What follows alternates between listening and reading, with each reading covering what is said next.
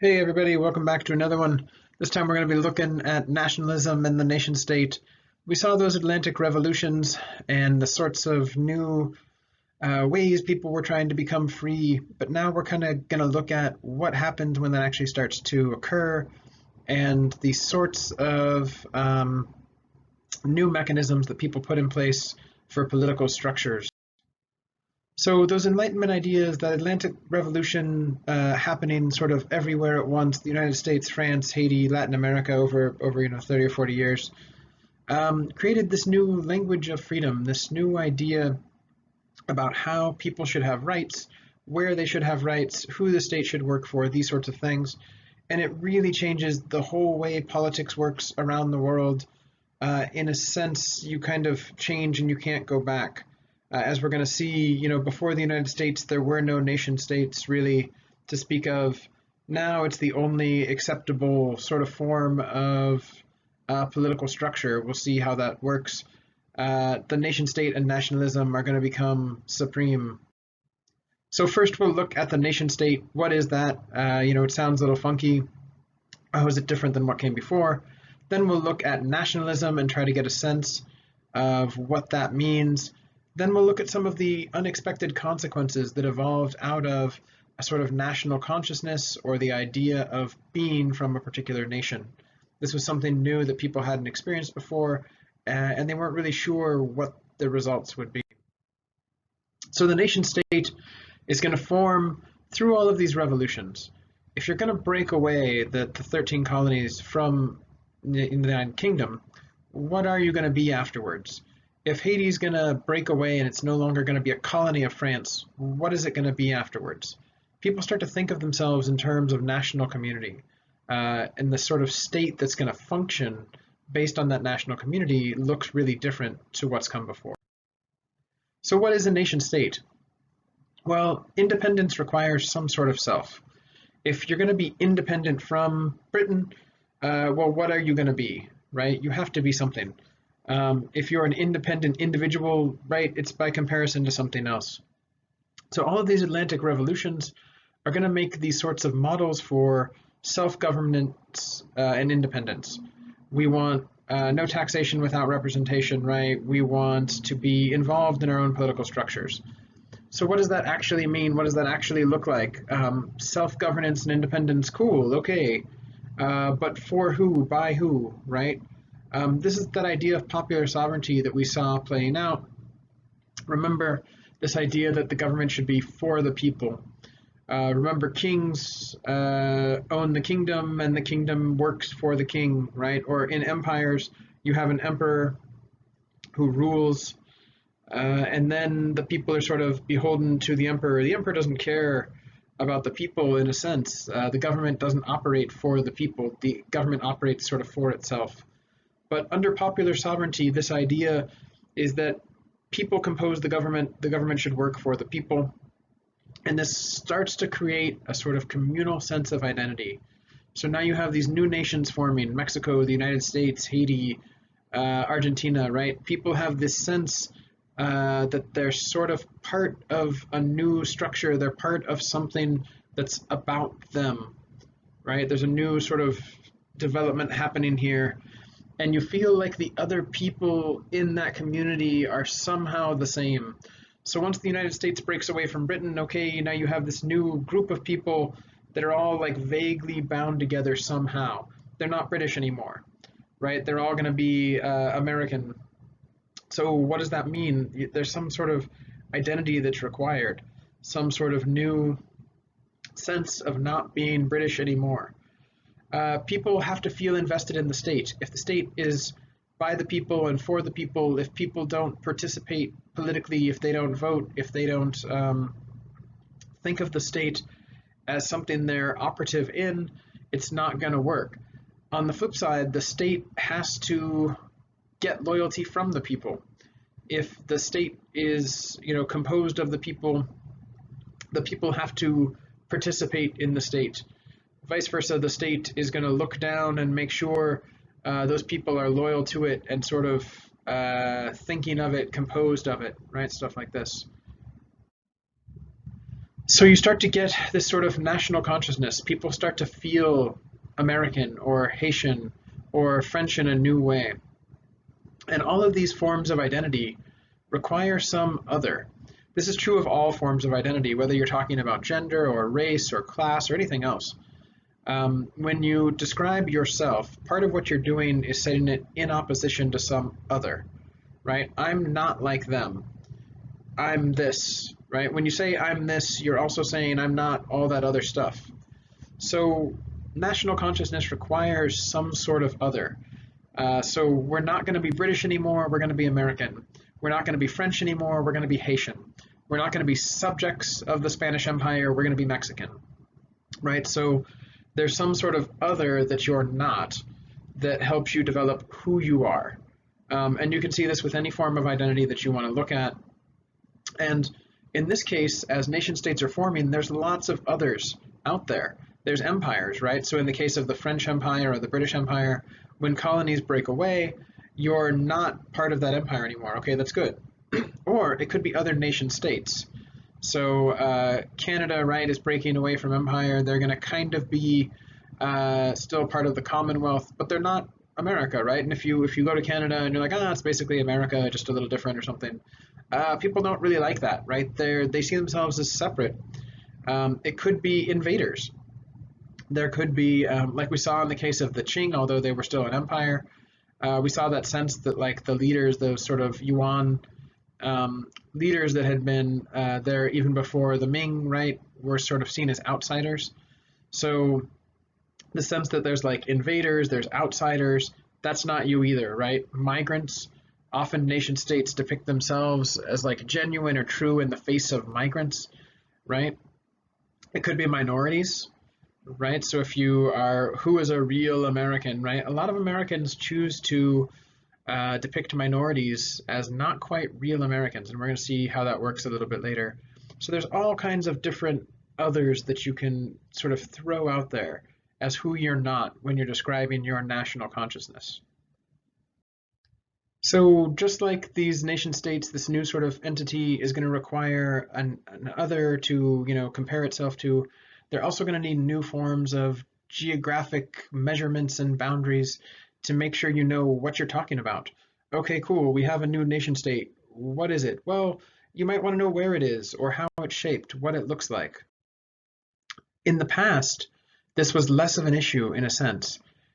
Kingdoms and empires were not bounded in the same way that we think of modern nation states.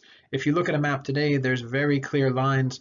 There's few places around the world that the borders are unsettled or the lines aren't filled in.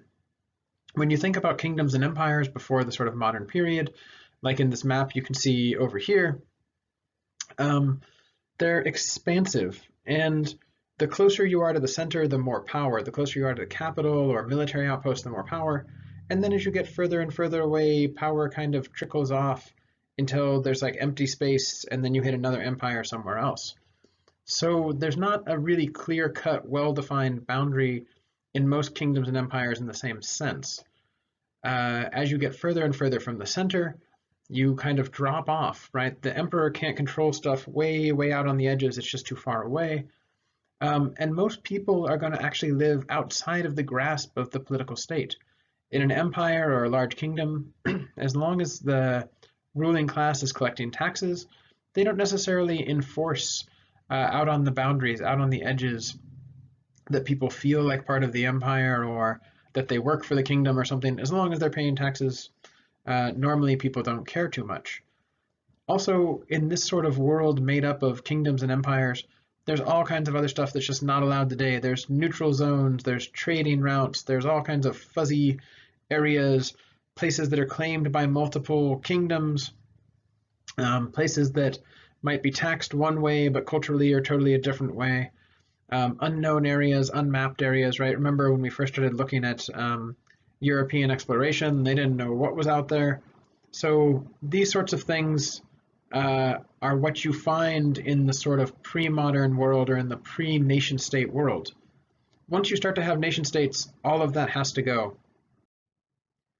In nation states, you have a specific geobody. This sounds a little funky. It's just short for like a geographical body, right? Nation states have a particular size, a particular shape, a specific region. So here you go, here's the United States in 1790, for example. It's a certain shape, it's a certain region, everything's pretty clearly demarcated. Even though there's unincorporated territories, it's still quite marked off. Territory is communicated by boundaries that the state enforces or that citizens enforce. So you have a specific territory, and then everything inside the territory is the nation state. This is pretty different, right? This is something kind of weird and new. People think of these things as ancient stuff, but it's really not. It's sort of a new process, the idea that one bounded set of land would become, a particular political territory. It's also socially created. So here you have the 1790, the United States. This is not the United States we know today. It changes. It's not natural. A lot of people think of their country as being very fixed, or a certain shape, certain size, but of course those things have changed throughout time. What is Germany? What is Russia? What is China? These things have changed drastically throughout time and in terms of scope, scale, dimension, location. So nation states, there's nothing in particular natural about them or about these sorts of borders, but you start to get these enclosed spaces. Think of it like a capsule. And then inside that capsule is where the nation state is and where national consciousness is going to develop. If you are born there and raised there, chances are you feel like a citizen of that particular country. That's something funky and new. So one way of thinking about this is by looking at maps, right, to get a sense of how this all works. And with maps, you might want to sort of think of them as a technology. They're not neutral, they're a particular sort of orientation. They're made by people for specific social reasons. And you basically put the boundaries on a map, you draw the lines, and you say, okay, inside of these lines, that's the nation state.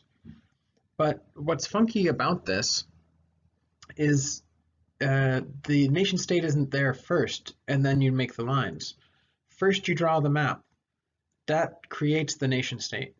If you don't have these lines, if you don't have these boundaries, you don't have a state. So people often think that sort of it's the other way around, right? People think that the boundary lines existed and they're real, and then you make a map of what's out there. But that's not the case at all. It's the exact opposite. You make a map of what's out there and you say this space or this space or this space is the nation, and then it becomes that. But in order for this to work, once you have that map, the territory has to be defended. This is why if you join the military, one of the very first things they're going to teach you is about how to read maps. Space and maps in the military go hand in hand. Once you have these sorts of bounded spaces, you have to protect them from outsiders. You have a purpose for the military. It's not to like just go somewhere else. It's to defend, right, that territory. But one of the sort of weird problems this creates is it sort of exposes something that's very uncomfortable for a lot of people when they actually start to think about it. All these national borders are social constructs. They're completely made up. Here you have a nice image. You got Argentina, Brazil, Paraguay, and they're divided by a river. So this one's pretty clear cut, right? At one point, someone was like, the river here is the boundary. But there's no particular reason for that. It's not like there's different ecology or something on all the different sides of the river, not at all. It's just that was an arbitrary point people picked because it was convenient. Most borders around the world are not like this. Most borders around the world are like this. On the right side of this picture, with the street sign, that's the United States. On the left side of this picture, that's Canada. So why is one the United States and one Canada? It's completely arbitrary. It was just made at one point. But once you have these borders, if you want to say everything inside the borders is us or everything inside the borders is this particular nation, you have to enforce it. But these things change over time. Like I was saying, there's nothing particular natural about them. They're not physical barriers, they're imagined, they're made on a map, and then people enforce them, and that's how the barriers exist. But when you do this, you also at the same time create all kinds of new problems. When you make borders, you make a very specific reason to cross those borders. So, for example, a lot of Americans go to Canada to buy cheaper drugs because prescription medications are much cheaper in Canada because of their national health system. So, a lot of Americans go to Canada to buy cheap drugs. But that's really weird. The only reason there's cheap drugs on one side of this picture and not on the other has to do with national policies and the sort of nation state that has those sort of boundaries. But that's bizarre, right? So 40 feet over, I can get, this diabetes drug for cheaper than I can over here. Yeah, because you put the border in and you say, okay, over here is one set of rules, over here is another set of rules. But this isn't very natural. Also, when people drew these borders, they often didn't pay attention to what was on the ground. Several borders go right through cities. There's a number of cities around the world where one half of the city is in one country and the other half of the city is in a different country. So if that border was drawn when you and your family were already living there, that means maybe half of your family is in one country and half is in another, just because they were living in different parts of the city. That means you might want to cross those borders, right, to see friends, to see your family.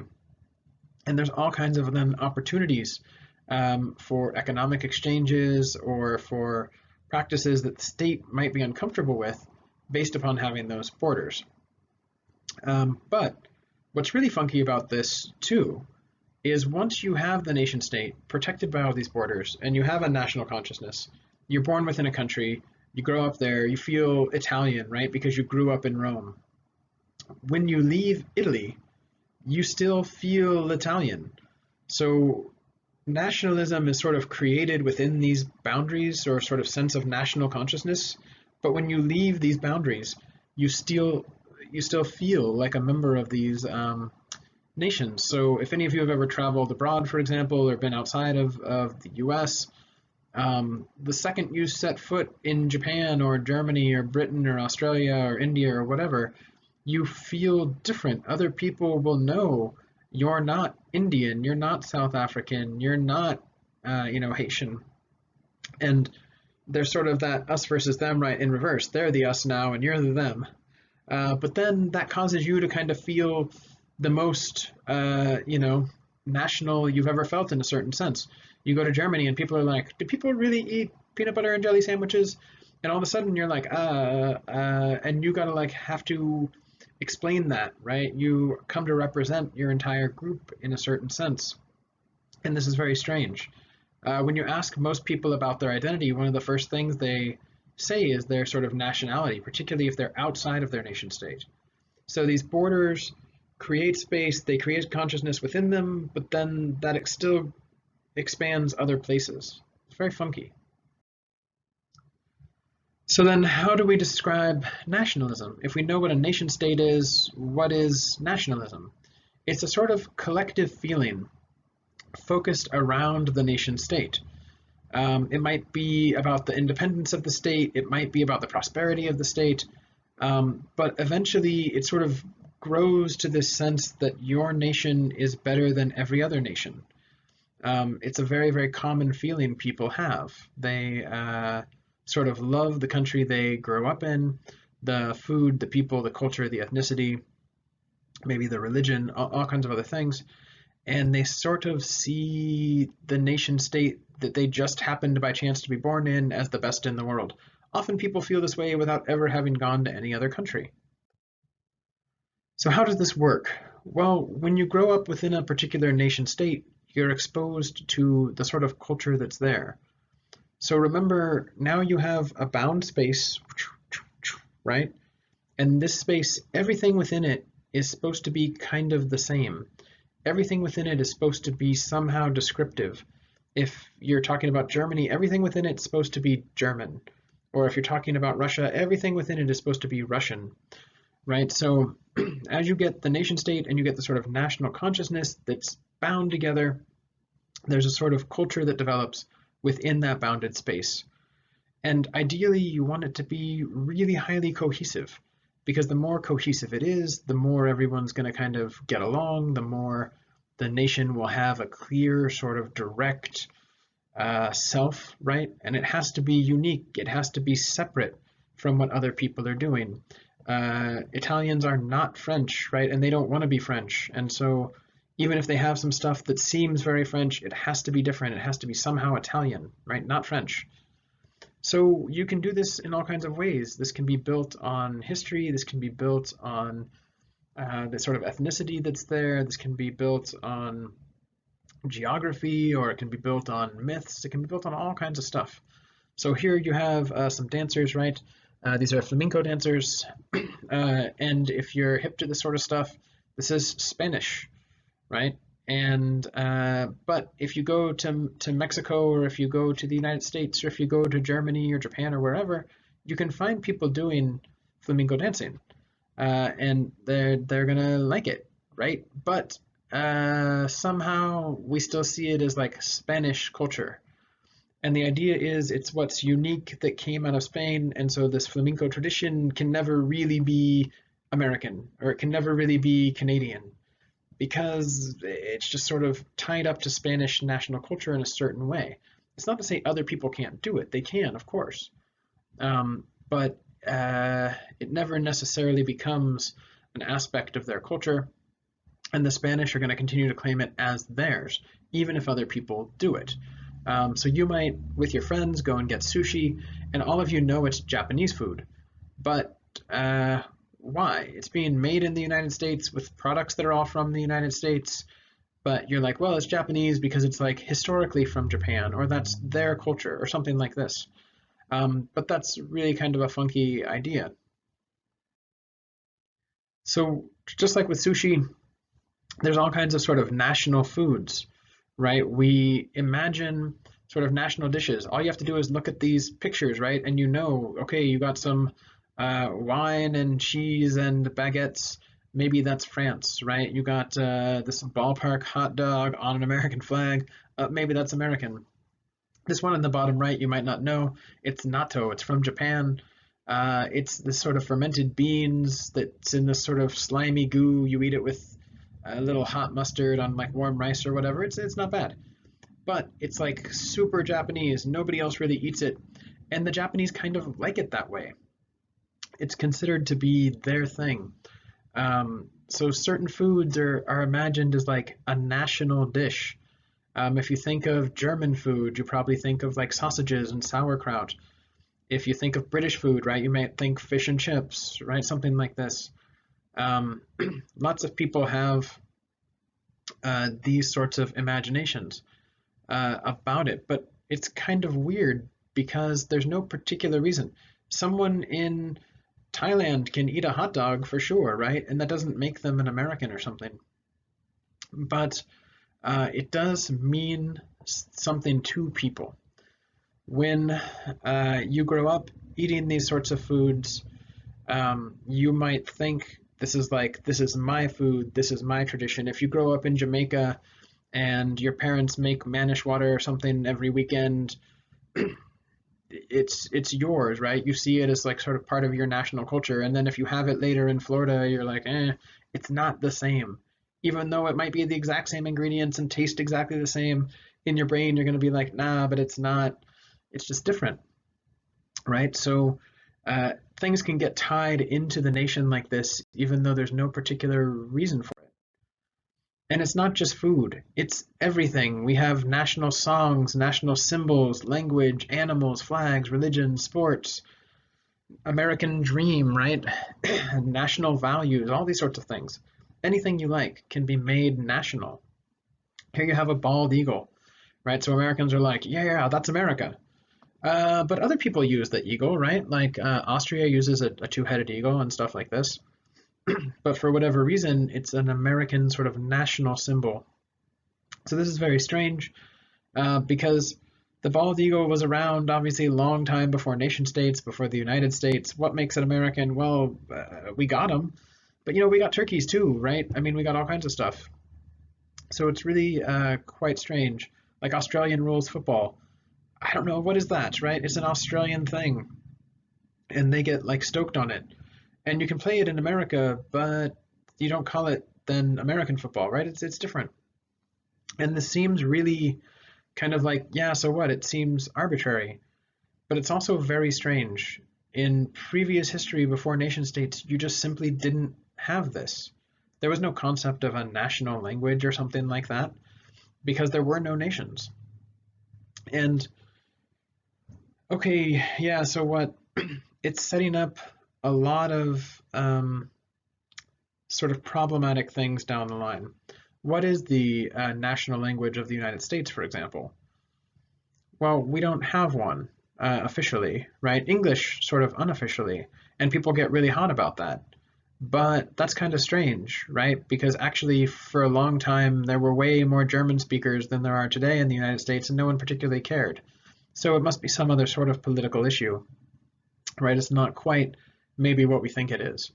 So a lot of these sorts of national culture are going to get used in strange ways.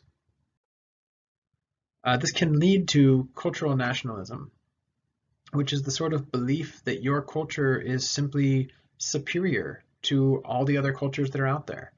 Often this is a very sort of romantic process. And I don't mean romantic in the sense of love, romantic as in romanticized and sort of seen in this beautiful way without any of the flaws. So people um, think of the United States and their like Protestant work ethic, rolling up your sleeves, independence, hard work, land of opportunity. And a lot of that's true, but a lot of it's not. So you sort of get this this sort of mythical mix of things that allow you to deny the bad parts or sort of look the other way when the culture doesn't quite live up or when mistakes are made. And this can often be depicted through art. It can be depicted through the national world, national parks, right? Again, anything can be national, and it sort of draws on the past to show the sort of supremacy. So this is a Scandinavian painting, right, depicting the sort of greatness of Scandinavian nature and culture. It's romanticized, right? The average Swede or Norwegian does not necessarily have a huge, elaborate wooden deck and these sorts of things. But when this was made, this was right when those areas were developing their sense of nationalism. And it's sort of a depiction that's idealized to show the best of a certain tradition or custom that is supposed to sort of add beauty and value to the nation state. It's not just some line on a map, right? Through culture, you sort of make it real, you make it important, you make it have a purpose. You can also tie religion into nationalism, which is the more common case. In the United States, right, although we don't have an official national religion, Christianity is deeply embedded in the foundation of the United States, in the sort of formation of it. For better or worse, it's in sort of all of our documents, it's on our money, right? These sorts of things. It's in our laws. But around the world, religion is tied to nationalism in all kinds of different ways. Because religion at its base revolves around community. You can't really have a religion with one person or two people or three people. It's not quite right. You can have ideas, but for an actual religion, you need communities that function within a certain way. And again, this is about providing motivation and purpose to the state. It justifies what the state does, and it passes judgment on people who don't quite behave the way the state wants. And this is there right from the beginning. So when we looked at the Mexican Revolution, for example, we saw this guy, Miguel Hidalgo y Castilla, right, who was the sort of priest who leads some of the early Mexican revolutions and gets in quite a lot of trouble for it when he says that it's okay, right, for these folks to go ahead and rebel against the Spanish. They kill him.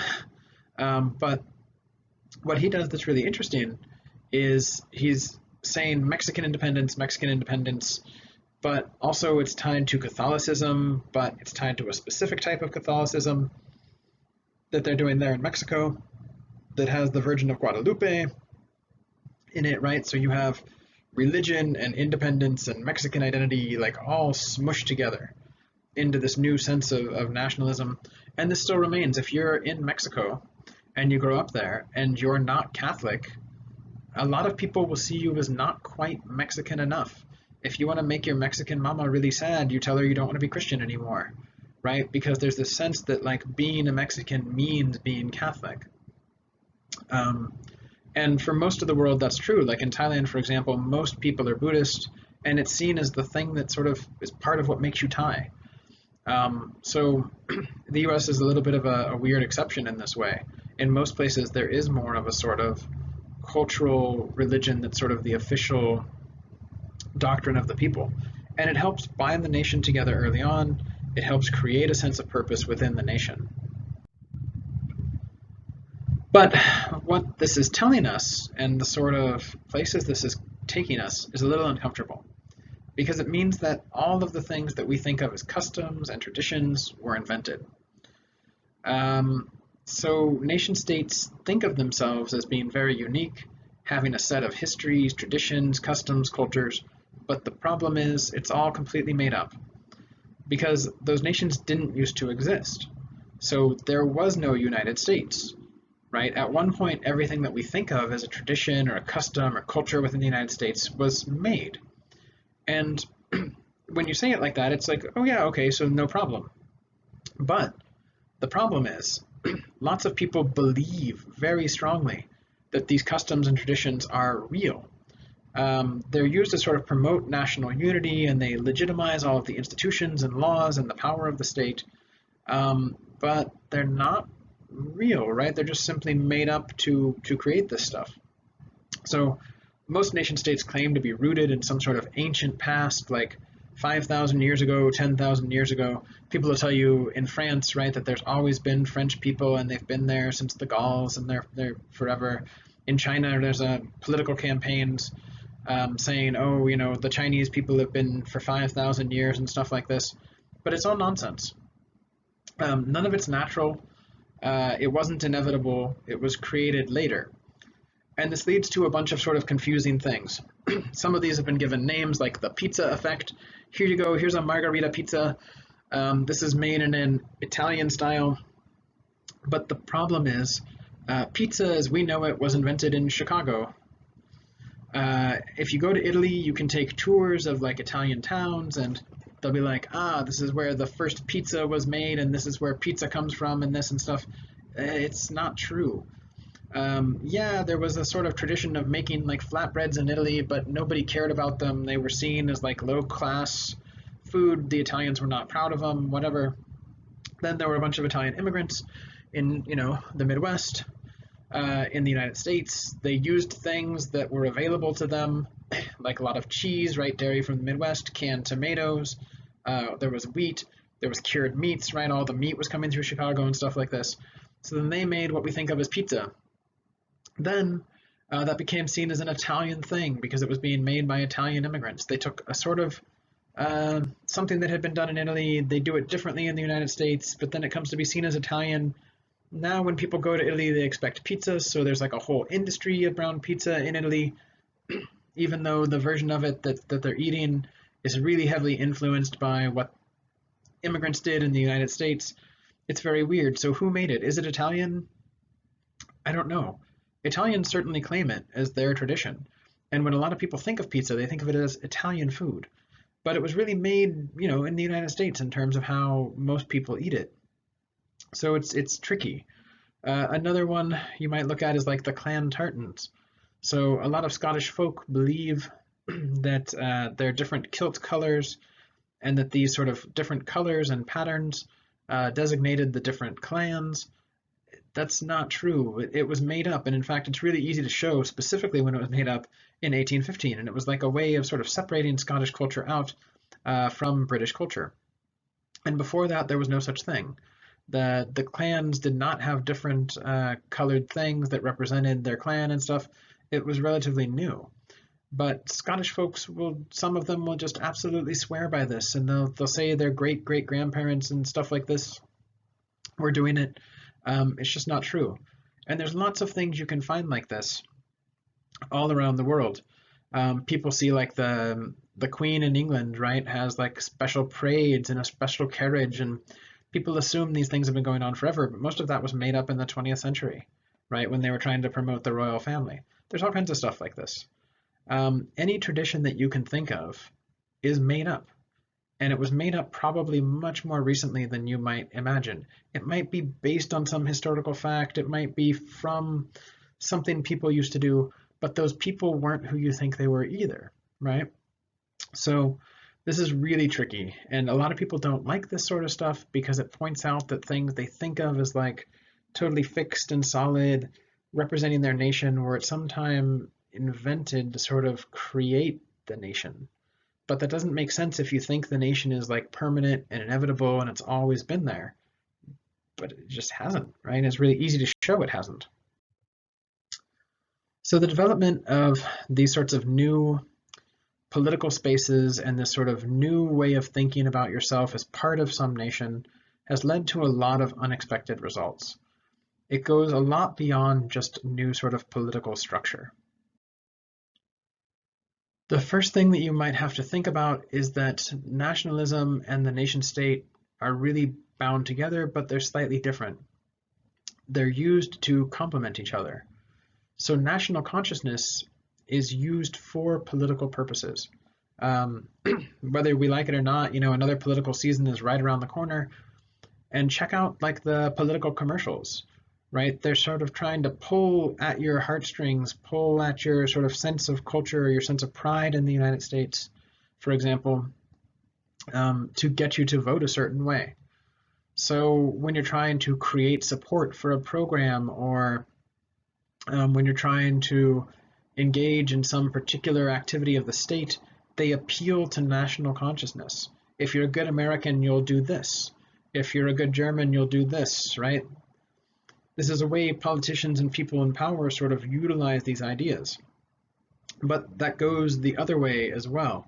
People feel strongly, they feel like I'm Indonesian, right? And so the Indonesian government should be doing this because this is the sort of things us Indonesians care about. But of course, that's kind of weird, right? These are two sort of reciprocal systems that are feeding on each other. And it tends to create this sense of superiority, and you can claim that it's needed, right? We need to feel better than everybody else around us to have the best state or something like this. And in a way, it does create unity. If everybody within that sort of bounded space, everybody within the nation state feels kind of the same and better than all these other people, it does make more cohesion within the nation state.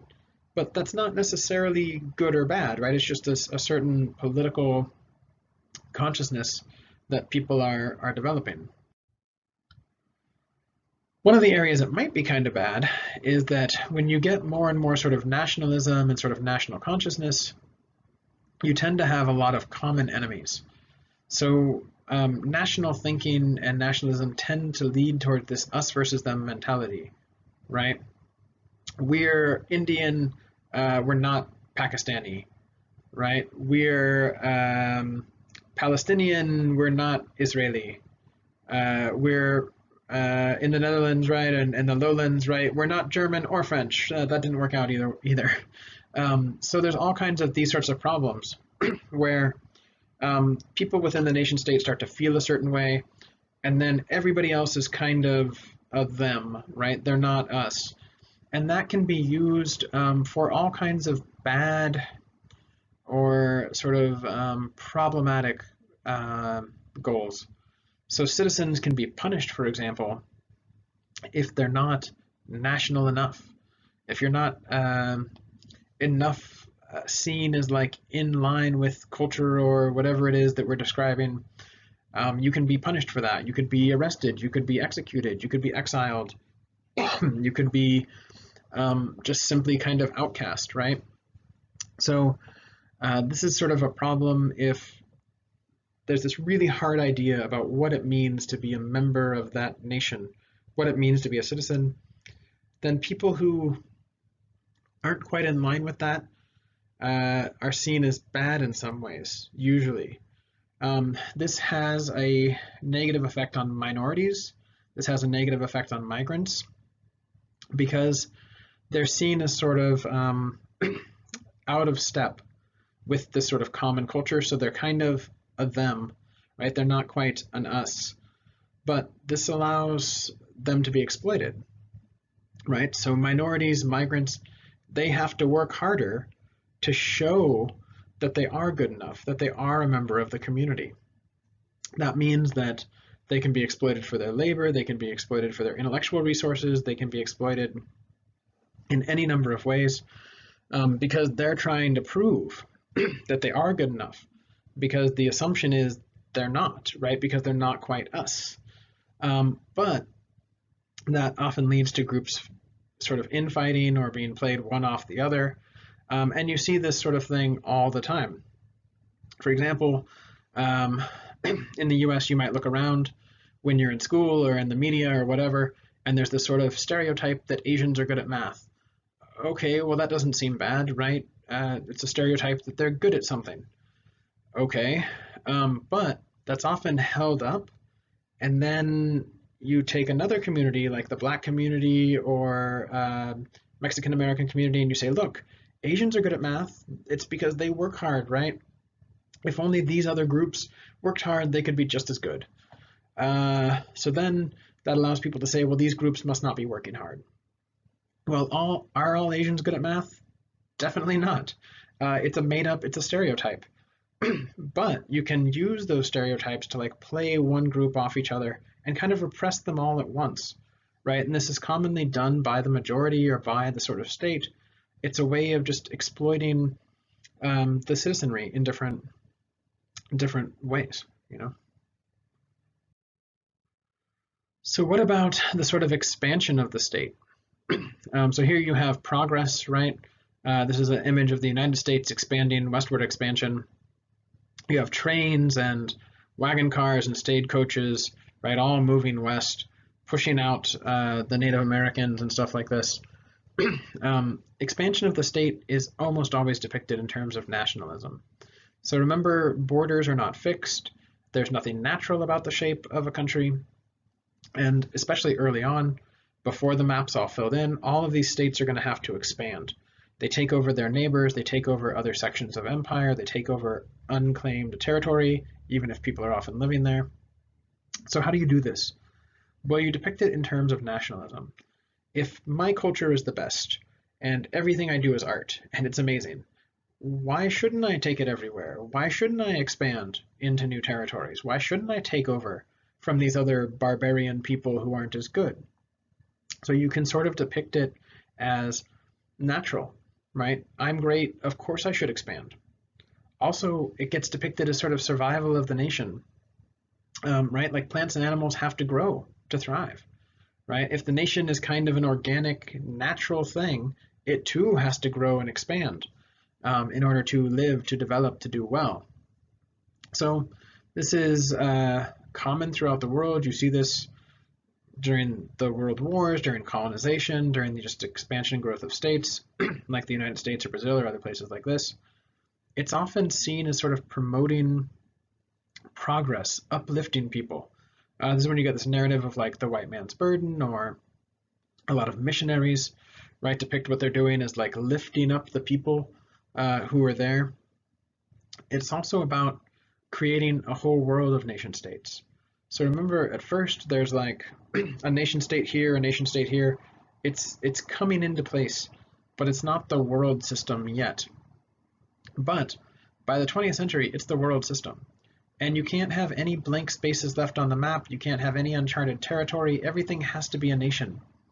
So this sort of expansion is just till you hit the edge of another empire. Also, there's a lot of sort of political and economic benefits that come from expansion.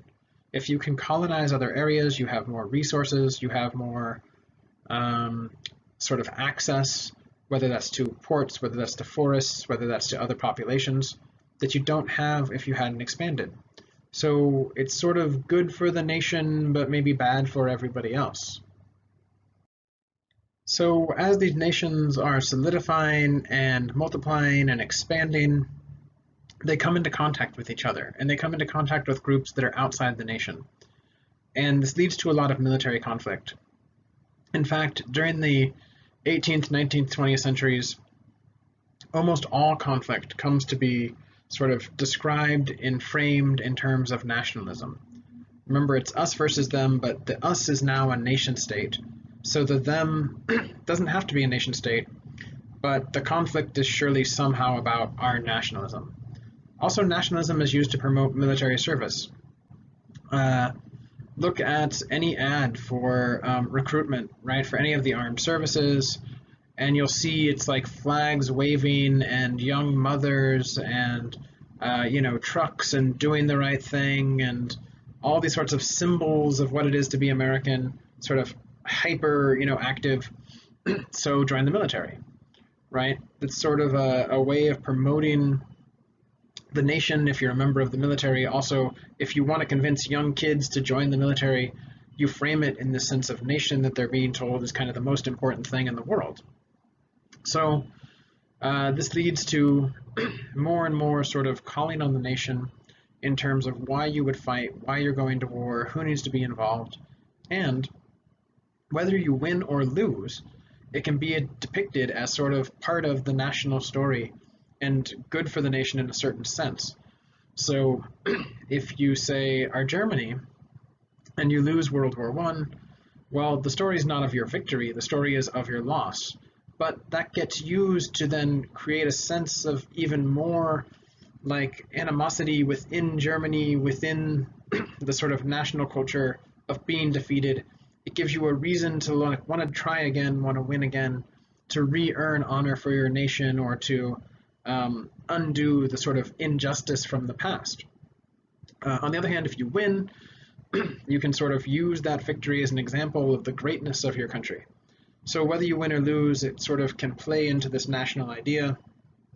And to be a good member of any particular nation, of course, you have to support the military. You have to be sort of all in, and that includes the sort of aggressive efforts of your state or the defensive efforts of your state. Remember, militaries theoretically exist just to protect the state. That's not the way they're used, of course. But if you want to be seen as a good sort of citizen or a member of the nation or whatever, you have to sort of be on board with the activities of the nation, which often include military engagements, right, in terms of how nationalism sort of functions, how it's supposed to work. This can also lead to a lot stronger states, often at the expense of the people. So this is kind of ironic, because nationalism develops initially from these Atlantic revolutions, other places as well, but in response to European invasion and stuff like this. But the idea is nationalism is usually about independence. However, especially early on, this leads to actually stronger, more authoritarian rulers in some states. This puts monarchies into place in places like Italy or Germany, because they're trying to create one singular state. So you kind of have to wipe out difference within them. And one great way to do that is have like someone on top who's symbolic of like the most German thing possible, or the person who's the most Japanese possible, something like this. So a lot of monarchies actually get put into place. Remember, nation states don't have to be democratic. And in fact, many today aren't. It's just a sort of form of political participation, but not necessarily a democratic form, right? People can be really, really highly involved. They might not necessarily want to be, but they are. So governments are often given more power to protect the nation. So if you look at the United States, for example, the president today has more strength and more power in the role than they've ever had before.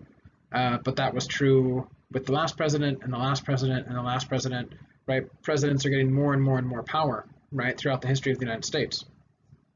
So this sort of sense that the government should have more resources to protect the people sometimes allows for leaders to take more control and actually make things less democratic.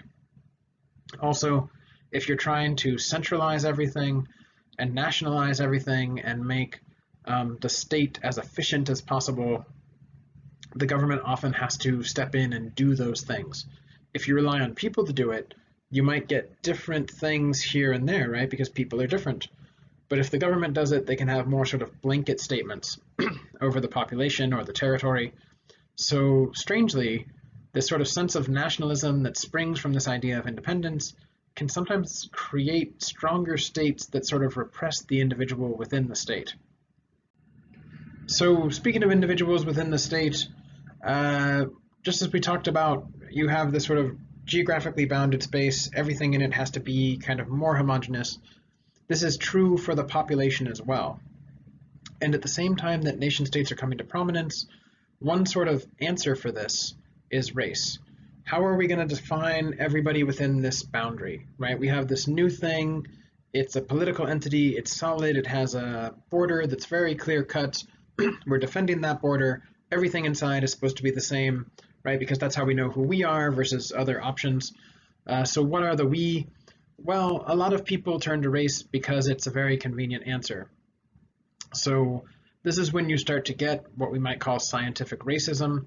Although this is going to develop more and more in the 19th century, there's early inklings of this, even as nation states are forming, in terms of just what it means to be a member of the nation. This really starts with Charles Darwin and his publication of the book Origin of Species in 1859.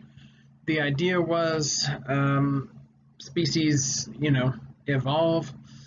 He didn't actually use this term survival of the fittest, but that's the sort of sense that comes out of it. Over time, species that adapt in a certain way are successful, and other ones that don't adapt in a certain way will have less babies and hence, be sort of bred out by the more successful species. So as nation states are forming, there comes to be this idea that the people within this sort of new geographical boundary are the same race. But this is really problematic because race is essentially made up. This might be very confrontational to hear if you haven't heard, sort of about these sort of things before. But what's the difference between an Irish person and a British person racially? I don't know, but they do start to depict themselves differently. And in fact, British people see the Irish as like deeply inferior racially for hundreds of years. So what you're seeing here is this sort of depiction of allegedly a white person, a black person, and a baboon. And whoever had, or an orangutan, not a baboon. And the idea behind this was black folks are just closer to monkeys and thus less advanced, right? And ostensibly, this is trying to show that with science. There was all kinds of stuff around in the 19th century, like taking skulls and putting marbles in them and showing that like more marbles fit in a white person's skull than a black person's skull and all this sort of garbage. And this was done to promote nationalism, to promote a particular race within a nation. So this is when you start to see all of these different charts of like, oh, this race is better than this race is better than this race. This is when you start to get all this sort of talk about pure races or unbroken lineages, or, there had been French people from time immemorial, right, forever. It's all garbage. But initially, it was considered very scientific. It was considered very cutting edge. It was a way to depict why certain states were successful, how they arose, and it gives this sort of biological and scientific and technological explanation for sort of racist beliefs. In fact, the beliefs stem from these things. But it's only there because it sort of shows why one nation is separate from another. Or why do you have to do that? Because in nation states, you need clear boundaries, and not just borders on maps, but sort of intellectual boundaries, social boundaries, cultural boundaries. This says, okay, why can't I marry this person and have kids with them? Well, because we have a particular race, and if we, engage in those sorts of behaviors, our race will be watered down and stuff like this. This is when you get this sort of talk, and it's bound up to nation states. Racism did not work. It didn't even particularly exist before this. So nation states are deeply tied to racism because it's the sort of foundation for how you describe your own race versus some other one. But as might seem pretty evident, if you just create a nation state, if you just draw boundaries on a map, not everybody's going to be the same race, same ethnicity, same religion, the same culturally, within this new sort of geographical body we've created. So when nation states form, not everyone fits into these sorts of new national ideas. Not everybody wants to. So you get groups like migrants, immigrants, natives. These groups didn't exist in the same sense before you have a nation state. In an empire, in a way, everybody's a migrant or an immigrant or a native. They overlap. If the empire expands and just takes over other people out here, they're part of the empire. It doesn't particularly matter whether they're natives or minorities or whatever. It doesn't make sense. But once you have a nation state and you say, okay, everyone within this boundary is French, and we all do things in this French way, we all speak French, we have the same, foods, whatever, there's going to be other people within that boundary that don't do that stuff. So what do you do with them? Well, often nationalism justifies removing these people, oppressing these people, or just destroying these people. But strangely, these people remain essential for the nation state to function. So minorities are exploited by the state. If you took away those exploitations, the state would actually be much weaker, right? If Mexicans and Mexican Americans were not underpaid for their labor all across the South, for example, the United States would be weaker. There's no doubt about it. That's why, actually, even though Republicans often depict immigrants as bad, when it actually comes time to remove them, they're pretty hesitant, right? Stuff like this. So there's all sorts of reasons that the state wants minorities, but also doesn't. The minorities are often a sort of release valve for the state. When there's problems, the government can say, no, it's not us, it's these minorities, right? And then they can oppress them, they can sort of take out their frustrations there. Also, you can support the superiority or alleged superiority of your particular group by saying, look, there's minorities in our community, they're not smart, they're not hardworking, they're not whatever. That proves we're better than them. Well, why aren't they smart? Why aren't they hardworking? Why aren't they successful? Well, they're repressed by the state and we don't allow them to own property.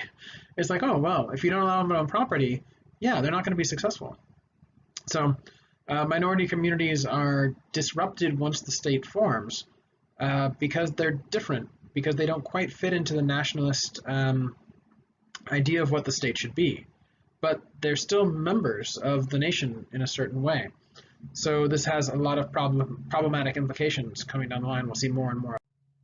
Also within nation states, it's not just minorities in the sense of racial or cultural or ethnic minorities.